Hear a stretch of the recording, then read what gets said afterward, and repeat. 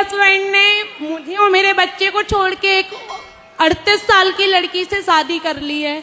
Husband ने? जी। तो आपके पति हस्बैंड हैं? जी, नितिन चौबे नाम है, दूध का व्यापार। तो आप कितने साल की हो? मैं 26 साल की हूँ। और आपसे बड़ी 38 साल की लड़की से ब्याह कर लिया? जी। और वो खुद कितने साल के हैं? 30 साल का। 8 साल बड़ी महिला से ब्याह कर लिया? जी। मेरे घर पे कोई नहीं है, ना मेरे पापा, ना भाई, ना बहन। तो मेरी माँ और दादी है। आपको तलाक दे दिया उन्होंने? नहीं। तो फिर आप ना वो महिला को समझाया नहीं कि तू मेरा घर क्यों बिगाड़ रही है? बोला था उस लड़की और उसके परिवार को, सबको पूरा सब कुछ पता है कि मेरा एक बच्चा है और मैं हूँ। तो फिर वो क्यों बिगाड़ना चाह रही है आपका घर, 38 साल की महिला? पता नहीं गुरुजी। आप उसकी छाती में चढ़ो। जी गुरुजी। और काली बनो, काली, महाकाली। त्रिशूल ली है ना माँ भगवती दुर्गा।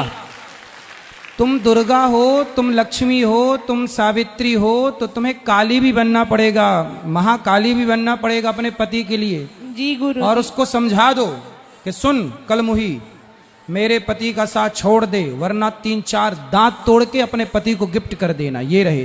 जी गुरु। हर नारी को, तुम्हारा किसी का भी पति पराई औरत के चक्कर में पड़े तो सबसे पहले समझाओ एक बार पति को और उस डायन को, ठीक है? यदि वो चुड़ैल समझे तो समझे, नहीं छाती पर मूंग धरो उसकी। शादी करा है।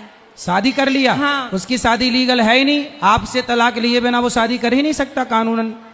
आपको तलाक दिया उसने? नहीं, अभी तलाक नहीं हुआ, पर शादी बढ़िया धूमधाम से की है। तो आप गई क्यों नहीं वहां रोकने? पता ही नहीं चला गुरुजी। अब पता चला ना? अब पता चला। अब जाओ, कानूनन तौर पे आप लीगल हो, वो अनलीगल है। जी गुरुजी। राधे राधे। क्या राधे राधे? समझ में आई बात? जी। क्या करोगी? जाएंगे उसके यहाँ। किसके यहाँ? उस लड़की के यहाँ और हस्बैंड के घर। अरे हस्बैंड नहीं है, पति है। सॉरी, पति। इसलिए तो बैंड बजाता रहता, हस्बैंड हस्बैंड कहती रहती हूँ, इसलिए ना बैंड बज गया। पति बोला करो। जी ठीक है? तो पति है वो।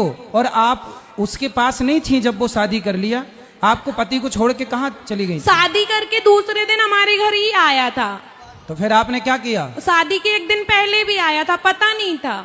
फिर जब शादी करके आया कलमुही को लेके, फिर क्या किया आपने? वो लेके नहीं आया, वो अकेला ही आया था।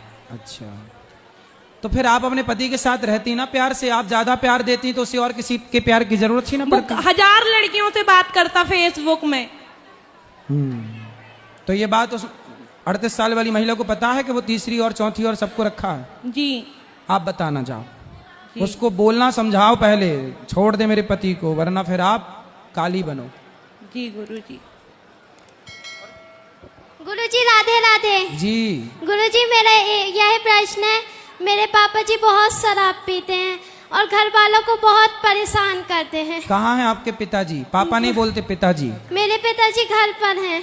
लाना, हमसे बात कराना। पीते हैं तो उनको लाना था ना। गुरुजी वो एक भी नहीं मानते, वो आते भी नहीं हैं। तब लाओगे नहीं तो फिर बिना हॉस्पिटल का इलाज कैसे होगा? तो सर वो आते ही नहीं हैं। हाथ पांव पकड़ के लाओ, माँ से बोलना उठा के लाए। वो माँ को ही उल्टा सीधा कह देते हैं, किसी को नहीं वो करते।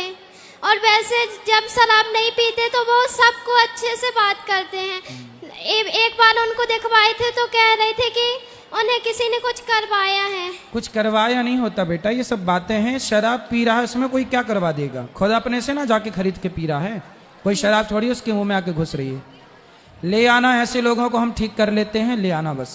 जी गुरुजी मेरा दूसरा प्रश्न है, घर में पीपल का पेड़ लगा सकते हैं पूजा के लिए? लगा सकते हैं, डिब्बे में लगा कर रख सकते हैं। रख लो, जब बड़ा हो जाए तो कोई अच्छी जगह लगा देना, फिर दूसरा लगा लो। जी गुरुजी। राधे राधे गुरुजी। राधे राधे।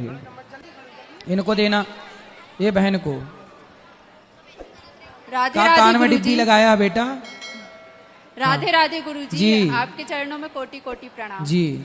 मेरा ये सवाल है गुरुजी कि जैसे अपन गुरु मंत्र का जाप करते हैं तो फिर उसके बाद जैसे घर में अपन डेली काम करते हैं तो उस टाइम अपन राधे राधे या ओम नमः शिवाय या गुरु मंत्र का जाप जैसे आदि भगवानों का नाम ले सकते हैं या एक ही नाम ले सकते हैं? देखो, भगवान तो बहुत नहीं होते, भगवान एक ही होते हैं। और भगवान के अनेक नाम होते हैं, चाहे राम कहो, कृष्ण कहो, नरसिंह कहो, वामन कहो, सबका मतलब एक ही है। दिन भर आप जो गुरु मंत्र लिए हैं उसी का जाप करो। अच्छा। और गुरुजी मेरा ये भी सवाल है कि जैसे मैं प्रेमानंद जी महाराज को बहुत मानती हूँ और आपकी वीडियो भी मैंने उनके साथ देखी थी, मुझे बहुत अच्छा लगा आपको उनसे मिलते हुए, और मेरा उनके प्रति बहुत ही ऐसा भाव है मतलब कि, तो जैसे मैं गुरु मंत्र का जाप करती हूँ, राधे राधे का जाप करती हूँ, तो ज़्यादा मेरे लिए क्या महत्वपूर्ण है? दोनों अपनी जगह श्रेष्ठ है, कोई छोटा थोड़ी होता है मंत्र। सही है, राधे राधे जपना भी अच्छा है, और पर जो गुरु मंत्र जो मंत्र दिया जाए, राधे राधे तो जपना ही चाहिए। राधा ही तो आधार है सृष्टि का। जो मंत्र है वो भी जपो और राधा राधा भी जपो। जी गुरुजी, राधे राधे गुरुजी। जी राधे राधे गुरुजी। जी मेरा ये प्रश्न है कि मैंने सुना है और देखा भी है कि लोग कहते हैं औरतों को हनुमान जी की पूजा नहीं करनी चाहिए। पूजा कैसी करनी है हनुमान जी की? मतलब कुछ भी अगर उनकी पूजा करो तो नहीं करनी किसी चाहिए। भी प्रतिमा को, चाहे हनुमान जी हो, राम जी हो, कृष्ण जी हो, मंदिर में जो मूर्तियां हैं, प्रतिमा हैं, उन्हें ना स्पर्श नहीं करना चाहिए। ना आप स्पर्श करो ना हम, ना पुरुष को स्पर्श करना चाहिए ना स्त्रियों को। अब जैसे मंदिर में गर्भगृह में भगवान है, हम पुजारी को दें जो भी सामान वो पूजा करें, क्योंकि हम 17 जगह घूम के आए, 17 लोगों को छू करके आए। अपवित्रता पवित्रता का ख्याल तो रखना ही चाहिए, है ना। इसलिए हमें भी नहीं, मैं भी, मेरा भी अधिकार नहीं है कि मैं मंदिर की मूर्ति को जाके छू लूं। इसलिए मैं भी मंदिरों में जब मैं पुजारी हूं, जब मैं पूजा कर रहा हूं, तब मैं पूजा करूं, छू सकता हूं, बाकी टाइम मैं दूर से प्रणाम करूं।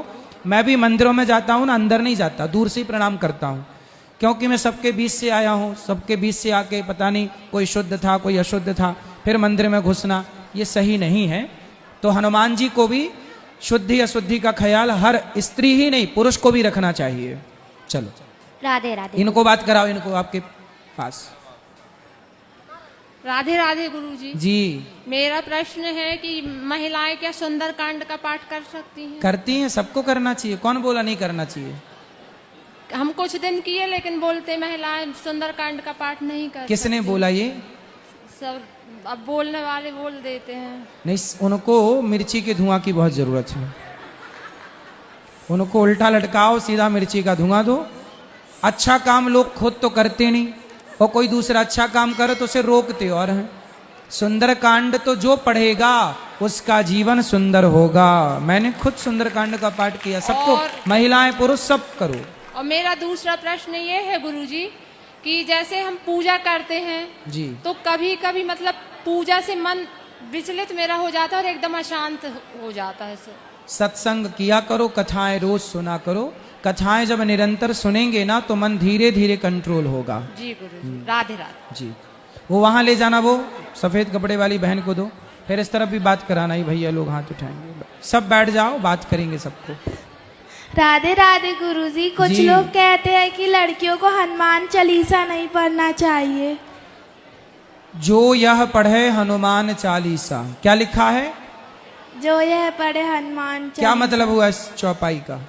कोई भी हनुमान चालीसा पढ़े। जो भी मतलब पुरुष पढ़े, स्त्री पढ़े, बच्चा पढ़े, बूढ़ा पढ़े, जो पढ़े, हिंदू पढ़े, मुस्लिम पढ़े, सिख पढ़े, ईसाई पढ़े, यहूदी पढ़े, पारसी पढ़े, जो पढ़े, जो पढ़ेगा वो भगवान की कृपा को पाएगा। जो पढ़े, सबके लिए लिखा, कोई ये नहीं लिखा कि पुरुष यह पढ़े और स्त्री ना पढ़े, कहाँ लिखा है? जो यह पढ़े हनुमान चालीसा हो यह सिद्धि, उसे सिद्धि प्राप्त होगी जो यह पढ़े। मेरा दूसरा प्रश्न ये है कि कुछ लोग कहते हैं और कुछ लोगों के घरों में लहसुन प्याज नहीं बनती है, इसका रीजन क्या है? लहसुन प्याज तामसी होता है, इसलिए नहीं खाते, पर कोई खाए तो पाप नहीं है। लहसुन प्याज को पाप की श्रेणी में नहीं रखा गया। आयुर्वेद में लहसुन प्याज का उपयोग है, ठीक है।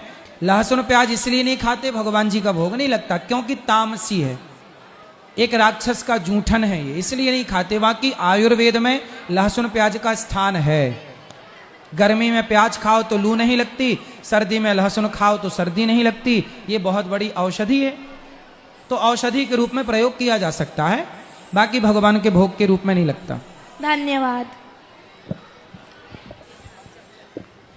राधे राधे गुरुजी। जी, हम सेवरा से आए हैं। अच्छा, गुरुजी हम आपसे 12 साल बाद मिले। 12 साल पहले कहाँ मिले थे? अगरिया टिकरिया में। अगरिया में कथा करने गए थे हम। हाँ, बप्पू तब आप चौहान। आए। जी जी जी जी याद है, वहाँ आपकी कथा हुई थी। हम सबको अच्छी लगती है। हैं? आपकी कथा हम सबको अच्छी लगती खुश रहिए, है। ठीक है गुरुजी, राधे राधे। प्रसन्न रहिए।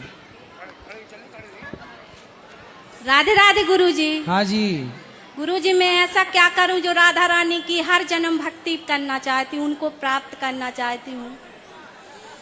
कर लो, हर जन्म में भक्ति करो, तो ऐसा क्या करूं सत्संग करो, कथाएं सुनो। इसलिए गुरुजी एक प्रश्न और है कि मैं बरसाना वृंदावन में वास करना चाहती हूँ और अपने एक मेरा लाला है तो उसको गुरुकुल में डालना चाहती हूँ। क्या मैं बिल्कुल बिल्कुल कर सकते हैं। आपके गुरुकुल में डाल सकती बात हूँ? कर लेना कार्यालय में। चलो इस तरफ ले आओ, माई के बहन को देना, चश्मा वाली बहन को, फिर इस तरफ बात करना। राधे राधे गुरुजी। जी। मेरा प्रश्न ये है कि जैसे अभी कलयुग है, हाँ माइक पास में लो। जैसे अभी कलयुग है तो हमारा जो स्वभाव है वो श्री राम जैसा सरल रहना चाहिए या फिर श्री कृष्ण जी जैसा चपल चंचल रहना चाहिए? देखो, लड़कपन तो सबका चंचल ही जाता है। हाँ। बच्चे चंचल होते हैं। तो जब आप बचपन में हैं तो समझो कि वो द्वापर है। हाँ। है ना?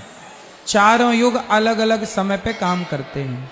जैसे अभी हम लोग सत्संग कर रहे हैं तो ये सतयुग चल रहा है, ये त्रेता चल रहा है, ये द्वापर चल रहा है। बाकी जब व्यक्ति गलत काम करने लग जाता है तब वो कलयुग में प्रवेश कर जाता है। तो चंचल होना अच्छा है, कोई बुरा नहीं है। बहुत चंचल होना भी बहुत अच्छा है। भगवान कृष्ण की तरह चंचल रहो। चंचल रहने से व्यक्ति खुश रहता है। तो आपको कोई दिक्कत है चंचल होने से? नहीं, मम्मी कहती मैं चंचल हूँ। अच्छा, मम्मी के मैया? मैया। ठीक है, राधे राधे। खुश रहिए।